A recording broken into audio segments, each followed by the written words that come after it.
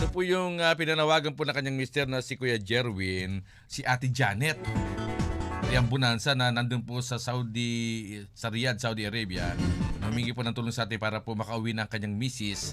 Of course, agad naman po natin tinawagan po si Atty. David Castillon at inilapit tayo ni Atty. David Castillon sa OWA at naging mabilis naman po yung tugon at nandito na sila. Okay, bago kayo pabatiin ko muna si Atty. David Castillon. Atty. David, magandang hapon, si Kuya Glenn sa Serbisyo ng Agila. Yes, Kuya Glenn, magandang hapon po at magandang hapon din po sa mga tagapakinig ng inyong programa. At kapiling natin ngayon si Ma'am Janet Riam Bonanza. Yung ating inilapit sa iyo, Kuya David, Atty. David, na makauwi at inilapit sa OWA at nandito rin yung kanyang mister na si Jerwin Riam Bonanza. Okay, mag-urap na tayo kay Atty. David. Kuya, Ma'am Janet, nasa linya natin si Atty. David. Magandang hapon. Lakas niyo po yung boss niyo, lakas niyo po boss pa. Magandang hapon po, attorney. Maraming salamat po. Magandang hapon. Attorney, magandang hapon. Thank you po very much. Okay. Kwento mo muna, pakwento mo natin. Kaya Jerwin, di ba? Yes, po. Nung naghanap ka ng para ano ba yung mga nabalitaan mo dito kay Mrs. Dia, dito sa mismo na kanya dinaranas doon sa Riyadh? Opo, yun nga po. So, sobrang hirap po ng dinanas niya doon kaya naisipan ko pong i-chat si Kuya Glenn sa Radyo Agila para po kasi wala na po ibang wala na po akong choice. Marami na po akong hiningian ng tulong. Thank you kay Kuya Ses muna, Rodel, yung reporter, di ba? Kuya Ses, thank you Ses. Tapos ito po, si Kuya Glenn po, siya po yung tumulong sa akin para po makauwi po yung asawa ko.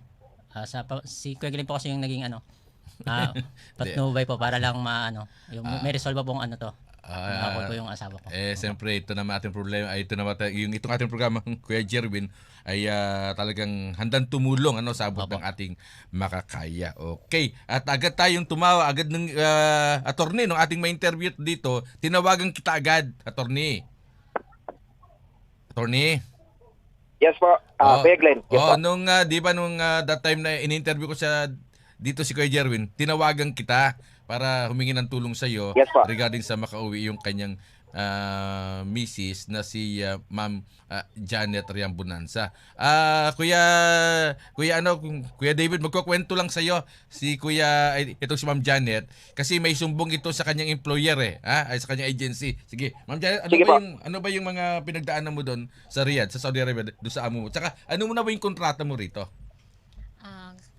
Bali po, ang naging kontrata ko po talaga, ang pagkakaalam ko po, mag-aalaga lang po ako ng 2 bata. Yun lang po ang pagkakaalam ko. Yun din po ang sabi sa akin ng agency. Which is, iba po yung nakasulat doon sa kontrata na pinirmahan ko. Tinanong ko po yun kung bakit po iba po yung kontrata. Sabi naman po sa akin ng mga staff ng agency, as long na nakakausap ko daw po yung employer ko, okay lang daw po yun. Pagkatapos po, nung nakaalis na po ako, nakarating na po ako ng Riyadh, nagulat na lang po ako pagdating po doon, wala pong bata doon sa bahay po. Walang bata, puro matanda. Opo, bali po 7 po silang membro ng pamilya. Nanay po, tatay, tapos 5 anak po. Mga malalaki na. Mga malalaki na po, binata't mga dalaga na po. So ano ginawa sa'yo? Puro trabaho? Naging mabuti naman po sila, kaya lang po ang nahirapan lang po talaga ako kasi po overwork po talaga ako. Tapos may mga trabaho pa po silang pinagagawa sa akin na labag po sa kontrata. Pinaglilinis pa po nila ako ng sasakyan, 5 sasakyan, inaabot po ako ng minsan 3:00 ng madaling araw. Ganun po. Tapos gigising pa po ako noon ng 7 a.m. Hanggang ganun na naman po, paulit-ulit sa araw-araw po. So overwork? Opo. Attorney, kapag overwork, di ba, ano yun? Kailangan pwede mo talagang kasuhan yung employer mo? Siyempre po, yan po ay contractual violation. Kasi nakalagay sa kontrata na dapat sundin ng mga employer ay dapat bigyan ng pahinga. 8 oras lang dapat ang trabaho. At bibigyan ng sapat na pahinga. At yung employer kasi, dapat malinaw kasi sa umpisa yan kung gaano karami yung membro ng pamilya at kung sino-sino yung mga dapat na pagsilbihan. Kasi hindi naman po pwede na, halimbawa, mga malalaki na yan. Tapos lahat sila pagsisilbihan. Talaga ma-overwork yan. Tapos pinaglilinis pa ng sasakyan.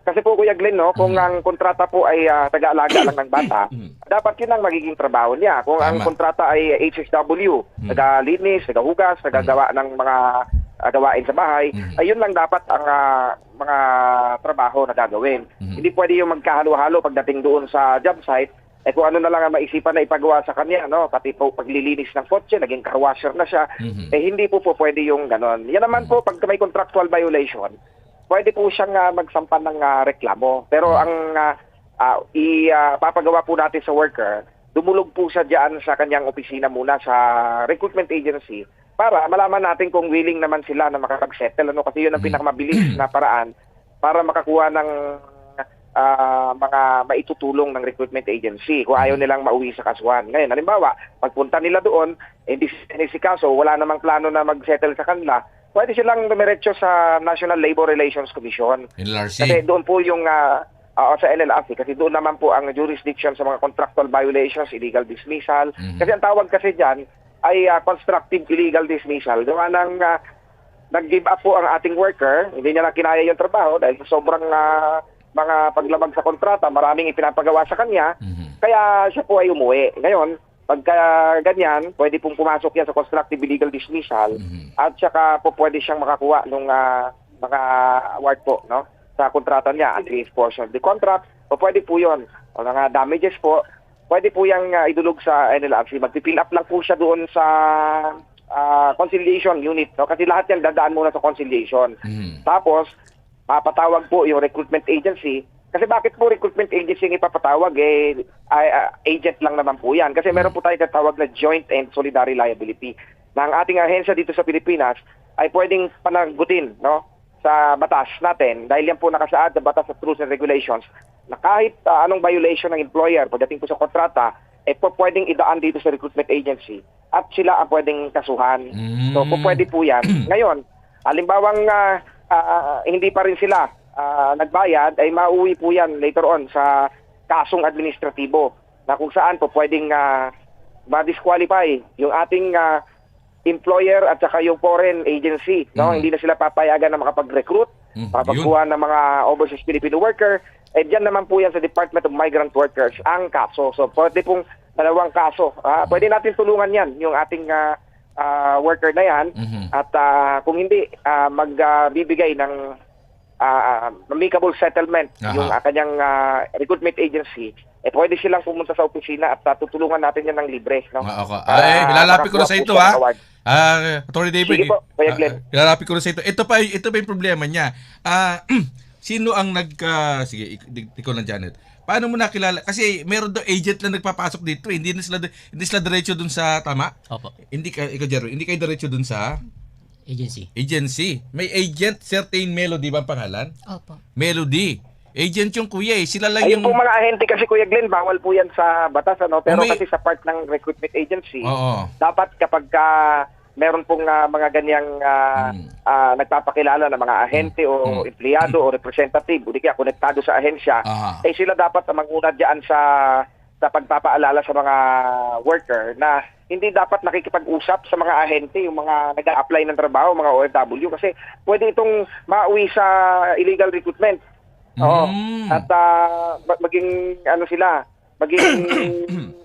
biktima ng illegal recruiter.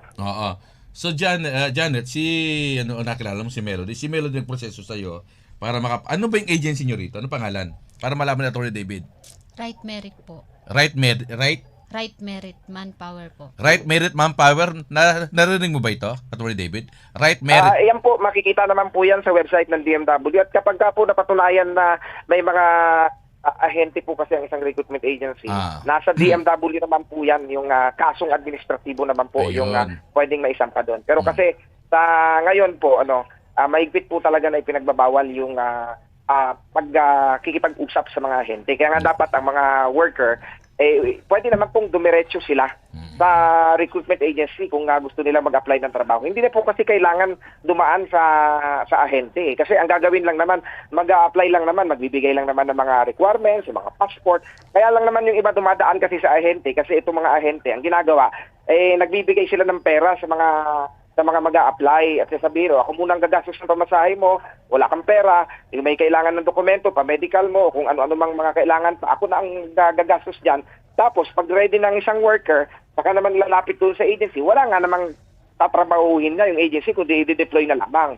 Kaya nakakakuha rin sila ng bayad. Pero yan po ay bawal po talaga sa batas. Okay. Ito pa, Attorney David, siguro yung pamasahe mo, ano ba nangyari? Pakikwento ka, Attorney David. Gusto ko lang din pong idagdag dahil po dun sa nangyari sa akin. Nung panahon po na binalik na po ako ng employer ko sa agency, sa accommodation, Riyadh. sa Riyadh po. Ang nangyari po kasi doon, nung nalaman po ng agency sa Riyadh na dumulog po yung asawa ko kay Kuya Glenn, ang nangyari po, nung binalik po nila ako, kinulong po nila ako ng 12 days. Hindi po nila ako pinalalabas ng kwarto. Yun, naku. Tapos po, isang beses lang po nila ako Pinapakain. Ayun, ito yung mahirap eh. Ano ba? Ito yung naman mahirap, Attorney David, pero kinukulong na isang beses sa isang linggo. Isang beses lang po nila akong pakainin sa isang araw. Tapos po, Yun, no? sobra-sobra po yung naging epekto po sa akin. Bumagsak daw katawan to, Attorney David. Ano kayang maganda rin ano doon? Lahat po ng naranasan niya, Kuya Glenn, kasi para makakuha po kasi ng hustisya, syempre, kailangan yan po ay maidulog sa Department of Migrant Workers. Okay? Kasi syempre, para ma-disqualify po yung ating foreign principal. Kasi yan lang po talaga ang tanging paraan para mabigyan ng hustisya. Kasi kailangan po malaman ng DMW, masampahan ng kaukunang kaso, at maparusahan po. Ang tawag po kasi, ang pinakamabigat kasi na parusa na may bibigay ng Department of Migrant Workers sa nagkasala na foreign principal, ibig sabihin employer at saka yung foreign agency, yung pong sirain din ang kanilang negosyo at hindi na sila papayagan na makapag-recruit ng mga overseas Filipino worker. Yan po ang pinakamabigat na parusa. At ang tawag po doon ay permanent disqualification from recruitment and placement activity. Hindi na sila pwede mag-participate. Lahat naman po yan po pagka naidulog natin sa DMW. Kung gusto naman po ng worker, papuntahin lamang po sa opisina at ako na po ang gagawa lahat niyan ng mga kailangang isubmit po doon sa DMW or pwede rin naman na mag-appear doon sa DMW, sa legal, at doon po kukuhanan po siya ng salaysay. So, marami naman pong pwedeng gawin at pwede namang papuntahin sa opisina at tutulungan natin. Ano to? Attorney David, sasamahan ko mismo sa opisina mo to. Ha? Sige po, para Kuya Glenn. Okay po. Habang nag-uusap tayo, kakapi-kapi tayo. Ito pa, ang matindi. Okay po. Yung pamasahe niya, kinuha sa sweldo niya, akala daw ng employer, ang pamasahe niya, ginastos ng agency. Yun din sweldo niya, ang ginastos ng agency rito, tama ba sa papauwi? Opo. Tama ba yun? Ipababalik po natin yan at yan po naman kapag hindi na ibalik, mapaparusahan po ang recruitment agency at saka yung foreign principal. May papabalik po natin yan. Kasama po yan sa award kapag ating isinampa na po yung kaso. Yung mismong yung tawag dito, yung mismong right merit. Yan po yung nagastos niya na hindi naman po siya dapat yung gumastos yung pamasahe, na dapat agency at saka yung principal yung nagastos. Lahat po yan may babalik sa kanya. Kuya David, sa isang pagkakataon ay sasamahan ko sa ito mag-asawang ito na personal para naman mabigyan to ng hustisya. Sobra itong ginawa dito sa kababayan natin eh. Lalo na yung sa right med, yung mismong melody na yon.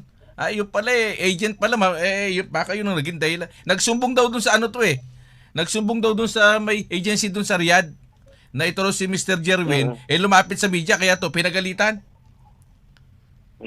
Sige po, kasama po yan sa kaso. Dadalhin po natin sa DMW.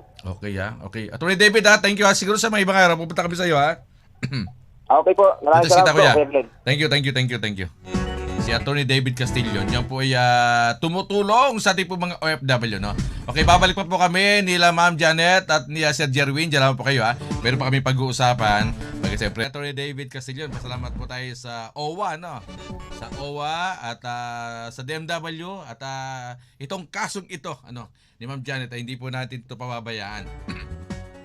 Pagkat hindi lamang po siya ang biktima ng ganito. Ma'am Janet, ikwento mo, di ba, nando kayo sa accommodation. So marami ka rin nakasamang mga kapwa niyo OFW, yung mga Pinay. Ano ba yung mga kaso nila para malaman ngayon ng marami nating kababayan na ganun kahirap ang sinasapit ng ibang mga hindi sinuwerte na makapag-abroad.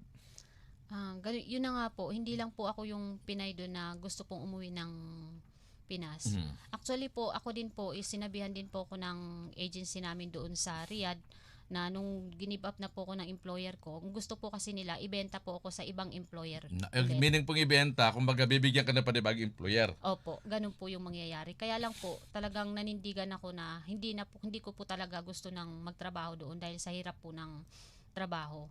Tapos po, hanggang sa yun na nga po na nakauwi na po ako dito. Tapos may rami din pong mga Pinay na nandoon sa accommodation na gusto na rin pong umuwi. Pero sobrang hirap din po. Sobrang hirap yung mga pinagdadaanan din po nila doon. Kasi po, ganun din, gaya po nung sa akin, gusto rin po silang ibenta din po ulit sa ibang employer.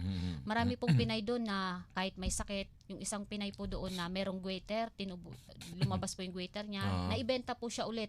Naku. Hanggang sa tatlo po yung employer niya na paulit-ulit lang po siyang binabalik dahil nga po may sakit siya. Yung isa naman ding Pinay po doon na gusto na rin pong umuwi kasi yun din naman po ay binugbog po ng kanyang among babae. Nako. Ganun po yung nangyari. Tapos po hanggang sa hindi na rin po siya napilit. Iisa yung agency nyo? Opo, iisa po.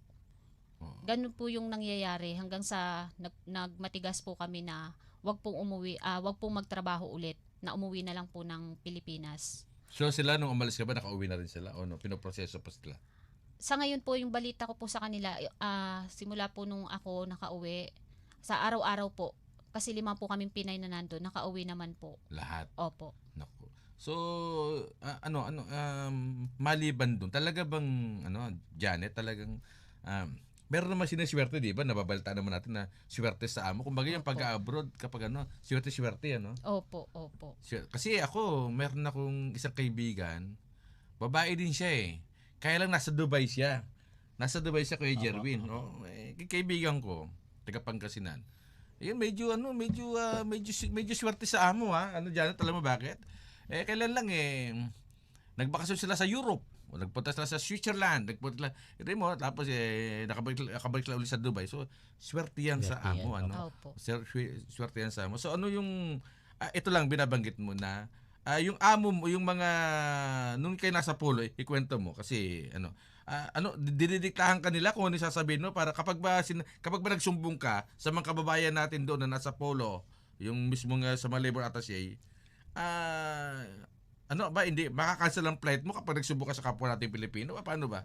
Ganito po kasi yun. Nung bago po kami pumunta ng polo, briefing po kami sa agency. Yung agency nyo, yung taga-Saudi? Opo, agency po ng Riyadh. Ang sabi po sa amin, kung ano daw po yung tanungin ng polo, yes or no lang daw po. Wala na daw po kaming ibang sasabihin doon. So ang nangyayari po, lahat po ng sasabihin namin sa polo, scripted po. Pagdating po namin sa polo, tinanong po kami doon kung Pilipino na yung kausap nyo? Pilipino na po. Lahat po ng nasa polo sa Riyadh po, Pilipino po lahat doon. So hindi ba para bang siyempre kapwa mo Pilipino, di ba? Na sige, kumbaga sasabihin mo lang doon sa Kuya Jerwin na, sige, pero pagdating doon, magsusumbong ka talaga kasi kapwa mo na Pilipino na. Ganun Ito po. ito po yung ginawa sa amin, ito yung ginawa sa amin. Opo. Kumbaga, hindi ka ba sasabihin ng polo na totoo ba yung sinasabi mo o ano? Or pagdating mo doon, nag-uusap yung mga taga-Saudi na may American agency, tsaka yung mga mismong taga-polo, nag-uusap muna sila bago nila kayo iharap? Hindi po. Ang katunayan po kasi, yung nangyari po, yung ako na po yung ini-interview, nakita po ng head polo po yung papers ko na pinilapan po. Nakita po niya kasi may nakalagay po doon kung unpaid salary. Nilagay ko po doon 850 riyal. Yun pong hindi ko pa nakukuha sa amo ko. Tapos tinanong niya, sabi niya nakanino daw po yung sahod ko. Sabi ko hindi ko po alam kung nakanino kasi wala po kong idea. Tapos po tinawag niya po yung driver ng agency at tinanong niya po yun. Tapos tumawag na lang po, sabing ganun, ibigay niyo yung salary na yung pong dapat na para sa akin kasi wala daw nga po akong pera. Gusto niya po harap-harapan na iabot po sa akin. Tapos po ang nangyari po, lumabas po muna ako. Kinausap ko po yung driver. Tinawagan niya po yung taga-agency sa Riyadh kung ano po yung nangyari sa amin doon sa loob ng polo. Pinagalitan po ako doon ng isa sa staff sa agency sa Riyadh. Nagalit po sa akin. Hindi Pilipino. Hindi po, Arabo po. Arabo, okay. Pinagalitan Lalaki niya, o babae? Lalaki po. Okay. Ang sabi? Pinagalitan niya po ako kung ano lang daw po yung sinabi niya, dapat yun lang daw po yung sabihin ko. Tapos ang nangyari po, alangan naman po na magsinungaling ako doon sa loob ng polo. Puro na yung mga Pilipino kausap mo doon eh. Opo. Ang gusto ko po kasi talaga noon, makuha ko po yung sahod ko kasi talaga pong wala talaga po akong pera na maiuuwi. Tama. Opo. Kaya lang po, ang sabi sa akin, hindi daw po ako makakauwi hangga't hindi daw po nila nakukuha yung clearance. May possibility po na i-cancel po nila yung ticket ko. So kailangan may clearance ka from the employer o from agency? Polo po. From Polo? Opo. So pwedeng i-cancel ni Polo? Hindi po. Pagka hindi po nakuha ng agency po yung clearance na galing sa Polo, pwede pong i-cancel ni agency yung plane ticket ko po. Kasi yun po yung kailangan nila na clearance para po makapag-continuous po sila na makapag-recruit galing sa Polo. Yung clearance na po na yun. Kaya po sumunod na lang po Okay. ako sa kagustuhan ng agency na magsinungaling po sa Polo. Kaya ang nangyari po, yung 850 na salary ko na nasa kanila is gumawa po kami ng kwento. Buti na lang po yung isang Pinay na kasama ko, meron pong dalang pera. Hiniram ko po yung pera niya na 850, inabot ko po doon sa driver. Sabay po kaming pumasok sa opisina ng head Polo po. Tapos doon po kami, parang nag-acting po kami doon na inabot niya sa akin yung pera na 850. Tapos kasi gusto po ng head Polo na harap-harapan ibigay po sa akin yung 850 na sahod ko. Hindi ba pwede sabihin doon sa head Polo na, alam niyo po, ayaw po talaga po na ibigay eh. Opo, yun po sana yung gusto kong sabihin kasi alam ko naman po nakakampihan po ako doon. Kaya lang po, pag sinabi ko yun, hindi po pipirmahan ng head Polo yung clearance na kailangan ng agency. Yung clearance na Matatagalan yon, po. yung clearance na yon ay pwedeng i-cancel ng yung flight mo pa uwi kapag hindi pinirma ng Polo? Opo, makaka-cancel po yung plane ticket ko. Ika-cancel po ng agency po kasi sila po yung nag-book ng ticket ko. Yun po Ganun kasi ba? ang kailangan nila para po siguro Pero hindi yun- ba pwede na hindi ba pwede na yung ating Polo lang ang sasagot na pamasahe mo? Walang ganon? Wala po. Kahit na Wala in po. case ang talagang siguro sa Ang una susunod. nga po, ang alam ko, yung ticket ko, ang bumili po ang agency. Pero nalaman ko na lang po, nung bumalik na kami ng agency, okay na po ang lahat. Sinisingil ko na po sa kanila yung sahod ko. Ang sabi, yung pong pinambili ng ticket ko, galing po pala sa sweldo ko. Nagulat na lang po ako. Grabe Pero yun nga, pero kayo na binag natin kay Tony David yan na sisingilin niya no. Kaya Jerry, ito pala ina-scam na rin to. Opo, Ako mag-ingat kayo sa mga paano ka naman na-scam. Bago ka dapat mag-abroad sa atin Janet, ikaw Opo, muna. opo. Kaya po napilitan mag-abroad yung asawa ko kasi hindi raw ako pinalad eh. Na-scam po ako noon. Kung naalala niyo po yung Sam Stay Agency. Ano no? Sam Stay Agency po. Taga Opo. saan naman yun? Ito po yun sa may office po sila sa Parañaque. So ano dapat ina-applyan mo? Sa Korea po, South Korea. So kasabayan po ito nung Ano? mga pandemic. Anong year ng 2000? 2022. 2022. 2022? Opo. Nandiyan 2 pa years ba ago yun? lang po. Nandiyan pa ba yung kaibigan nating director sa POA sa South Korea? Mayroon tayong kaibigan Na dati dyan, na po to sa PUA dati. So blacklisted na. Blacklisted na. Kasi lang po hindi po nahuli yung pinaka Magkano nakuha sa'yo? mastermind. 60,000 lang po. 60? Opo. Yung iba po kawawa kasi mga galing probinsya so nagkatay pa ng baboy doon. So pag uwi akala nila na flight kasi kami po yung batch 2 eh. May batch 1 na po nandun sa nasa airport. So gabi yun. Yun, hindi sila sinipot nung manager namin. So sabi, ibibigay yung ticket doon, gano'n. Opo. Tapos pinalabas sila ng mga guard. Kasi Kasi walang kulang daw ticket. pong papeles. May mga ticket po sila pero hindi sila kulang pong papeles. Opo. Kaya yung meron pong babae doon na muntik na raw tumalon doon kasi sobrang Depressed, no? depressed kasi hindi natuloy scam nga po. Naku, mag-ingat tayo sa mga ganun, ha? Kaya kailangan doon talagang i-double check po natin yung ating pong mga Hirap po ina-applyan. mag-apply sa mga online talaga. Huwag kayo mag-apply sa online. Punta kayo ng dito sa station. Minsan may mga na-interview tayo at para makatulong din tayo. No? Hindi, siyempre, sa abot ng ating mga kaya. Kaya dito Ma'am Jan, mayroon ko ba plano mag-abroad ulit o magnegosyo na lang? Sakali. Siguro po hindi na. Siguro mag-abroad ka man. Siguro wag na doon sa Middle East kung sakali man, Opo, di ba? sakali lang. Siguro sa part of Europe, ganun, di ba? Mas okay doon, di ba? Hindi naman natin sinasabi na wag na kayo mag-apply sa Middle East, pero mas marami kasi diyan yung mga nabibiktima na yung kagaya mo. Although marami din naman iba sa Europe, pero doon ka lang sa medyo mas okay yung lugar. Kumbaga mas mayaman yung bansa, mas okay, mayaman na ng Saudi. So, Kaya sahod. lang yung sahod medyo maliit lang. Tapos siguro kung mag-abroad man ikaw na lang uli. Ako na lang po. Kuya Jerwin, Para sa bahay na. Ang hirap po nanay tatay sa bahay. Oo, alam mo yung mga OFW kinikilala po natin yung mga makabagong bayani, 'di ba? Marami kayong mga sinasakripisyo, 'di ba? Ikaw nga pagpaliwanag, 'di ba? Talaga napakahirap sa isang nanay na nasa abroad tapos nandito yung mga anak mo. Opo, sobrang hirap po. Oo. Kasi po lalo na po yung bunso ko, maliit pa po. Ilan taon na ba yung mga anak mo? Meron po akong 2018 tapos 11 po. Napakahirap, no? Sobrang hirap. Araw-araw po iyak yan. Araw-araw lang umiiyak. Araw-araw siyang iyak. Siyempre, no, inaalala yung nanay, malalaki na yan, no? So, ano na pakiramdam mo nung nasa plano ka na, Janet? Hindi po ako makapaniwala. Na makauwi ka talaga. Ang hirap, no? Kasi Parang nananaginip lang po. kasi ang hirap, no? Kasi nando kasi isang bansang kontrolado ka ng mga tao doon, no? Opo. Na parang wala kang kakampi. Kaya nga po. 'Di ba? Walang kausap. Wala kang kausap, lang kakampi, ano? So ngayon, ano mo 'yan? At least, buti napaglabanan mo yung matindi. Siyempre, alam namin na hindi basta-basta yung hirap na pinagdaanan mo. So, ano reaction ng mga anak mo? Sila ba Hindi, ano po. lahat ba sila sumalubong sa Hindi po. airport? Hindi. Ako lang kasi may plano po kami na surprisahin yung Mga anak. Opo. So nagmotor po ako doon. Nakarating nga po ako ng 11 kaso 10 nandun na siya nag-aantay. Sa airport. Ang tagal ko daw po. Tapos, Yun, gabi na. ginulat ko siya gabi na. So dalawa lang kami. Yun, dire-dire. Dapat noon pupunta pa kami sa hotel para mag-relax lang kami dalawa. Kaso lang mag-iisa lang yung bunso sa bahay, mag-isa lang siya. Iniwan ng kuya. So nag-decide to na umuwi. Yun, sorpresa namin yung bunso. Nagtaka yung bunso mo. Tulog, nagising. Nagulat po. Yung dalawa mong anak nasan sila? Dalawa, pinuntahan po namin doon sa mga kaibigan niya. Doon po kasi natutulog minsan. Ayun. Yun, nagulat din po sila. Ayun. Hindi nila alam. Nung una po, nung nasa agency pa lang ako, kasi 1 linggo na po ako sa accommodation. Sabi niya, Mama, gusto ko nang umuwi ka. Sabi ko, paano ako uuwi? Wala tayong pera pa masahe. Sabi niya, Mama, may alkansya ako dito. Sabi niya. Bibiyakin niya daw para sa Para akin. sa'yo.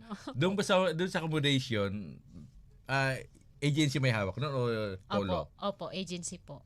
Tapos isang beses lang kayo pakita sa isang araw? Opo, lahat po kami doon. Yung may ibang lahi po doon, Ethiopia, Kenya, tapos Sri Lanka. Mas pa po yung worst pa po yung ginagawa sa kanila kasi sinasaktan po nila yun. Ay, ganon? Opo, meron po kasi doon na meron pong katiwala ng agency doon sa accommodation. Taga Kenya po yun. Malupit po yung Kenya na yun. Yun po. Nananakit po yun. Tapos pagka yung hindi po nasusunod yung gusto niya, pinaghihingian po yung mga nasa accommodation ng pera. Minsan mga gamit po. Buti yung taga Kenya na yun, hindi sa'yo na-assign. Hindi sa inyo Sa akin po, kumbaga siya po yung naging bantay ko. Pero hindi ka sinasaktan. Yung isang beses po, nag-away po kami sa loob ng kwarto. No? Babae din siya. Babae po, pero malaking babae po, malaking bolas. Yun po, nag-away po kami noon kasi po ayaw niya po akong pinalalabas kasi nga po, pagka lalabas ako ng banyo, pupunta ng banyo, kailangan po niya akong bantayan. Kaya nagagalit po siya sa akin, bakit daw po ako banyo ng banyo, dinadahilan ko na lang daw po yun. Matindi pala dun, no? Opo, yung pitaka niya. Yung pitaka po niya daw, kinuha daw. Yung pitaka nyo, kinuha? Opo, may pitaka po ako na binigay po sa akin ng biyenan ko na may laman po yun na $14. Yung $14 naman po galing po yun sa bayaw ko. Pocket money ko po yun nung pumunta ako ng Riyadh. Doon po yun nakalagay. Kinuha niya rin po yun. Yung pera mo? Opo, tsaka yung wallet. Hindi na lang po ako niyo para po hindi na lang po humaba yung Grabe namin. pala. Yung cellphone nyo, buti hindi kinukuha. Hindi naman po kinuha sa akin. Yun, okay. So, dapat so siguro sa susunod na mga baka meron pa ibang kabayan na kakilala nyo, pwede din natin silang matulungan na makalito. Ito pong programang ito, handa pong tumulong sa inyo, mga mahal po namin taga-subaybay, sa abot po ng aming makakaya. Pagkat iba po ang pinagdadaanan po ng ating po mga OFW. Pero nagpa-check up ka ba sa doktor? Kasi siyempre sabi mo talagang gulong-gulo isip mo. Opo. Kailangan, siyempre kasi yung iba, di ba? Para nawawala sa sarili, Kuya Jerwin, di ba? Sobrang depressed po yung nangyari sa akin doon. Kumbaga, yung nagpapalakas na lang po sa akin yung makausap ko yung mga anak ko. Bumagsak ba katawan niya, Kuya Jerwin? Bumagsak Opo. katawan mo dyan? Opo. At least ngayon, nakakaano ka na konti. Nakaka-recover na. Pero hindi pa rin po ako makapaniwala na nandito na po ako sa Pilipinas nang dahil po sa marami pong taong tumulong. Hindi ko po kayo maisa-isa. Maraming salamat po. Lahat naman to ginagawa natin siyempre sa abot ng ating makakaya na makatulong. Kaya sa mga kababayan natin, hindi ko lang po inaano, kung meron no kaming may tutulong sa inyo, yung inyo po mga mahal sa buhay nasa ibang bansa at hindi ho maganda yung pagtrato, ang programa pang serbisyo ng Aguilar po sa DCC na 25 ay handa pong tumulong para sa inyo. Baka meron kayong gustong batiin bago tayo tuloy magtapos, Kuya Jerwin. Opo, unang-una po, papasalamat po ako sa Panginoon. Apo. Siya po yung tumulong sa amin. Tapos pangalawa po, kay Kuya Glenn po. No Kuya problem. Glenn, thank you very much po. No Dahil po problem. sa'yo, Always welcome. nakauwi po yung asawa ko. Kay Kuya Ses, Okay, Kuya kay Sasandil. Attorney Castillon, thank you po. Attorney, At kay Director Owa po. Si Owa, nandun. Director Menjola, thank you po sa lahat. So, Ayun. sa mga followers ko, Ayan. manood kayo ngayon. Manood Nagbablog kayo ka ngayon, ba? Opo. Nitro Nagbablog ka mode ba? po. Opo, Nitro mode. Tindi play vlog Thank mo. you mga followers ko, Tignan ko yung mga vlog mo mamaya. Opo. Alam mo, malay mo, maraming yumaman sa pag-vlog, di ba?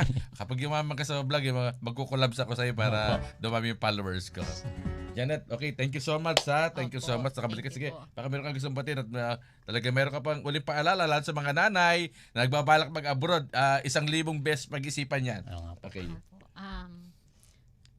Doon lang po sa mga kapwa ko nanay, sa mga nagbabalak pong mag-abroad, wag nyo na pong balakin kasi mahirap po. Sa katulad ko po, na padalos-dalos po yung desisyon. Ganito po yung nangyari sa akin. Mabuti na lang po, mabait ang Diyos. Marami pong kinasangkapang tao para po makauwi ako. Ligtas po ako nakauwi ng Pilipinas. Buhay. Nagpapasalamat po ako sa maraming taong tumulong po. Especially po sa inyo, Kuya Glenn. Maraming salamat Always welcome. po. Salamat po. Yun po. Okay. So So yan binanggit na po ni Ate Janet na talagang isa sa mga hindi ho pinalad na salamat at buhay ka nakauwi kasi iba talaga nakakalungkot, di ba? Ay bangkay na po nakakauwi. So sabi nga pag-isipang mabuti ang pag-abroad. Hindi basta-basta yan. Yan ay isang masusing pasya sa buhay po natin kung tayo pa ay mag-abroad. Okay.